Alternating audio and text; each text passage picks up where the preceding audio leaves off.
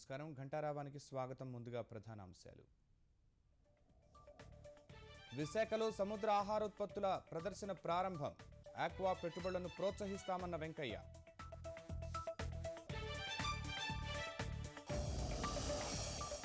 రాష్ట్రం నుంచి 70% సముద్ర ఆహార ఎగుమతులు. ఆక్వా రంగానికి చేయూతనిస్తామన్న సీఎం.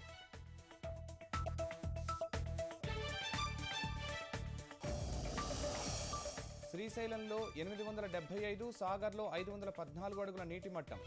సముద్రంలోకి 2000 క్యూసెక్కుల గోదావరి నీళ్లు.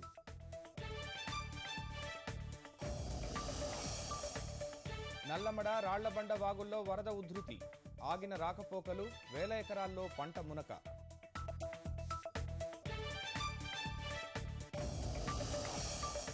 తీర ప్రాంతాల్లో అప్రమత్తత ప్రకటించిన కేంద్రం. అనుమానిత సాయుధుడి ఊహాచిత్రం విడుదల.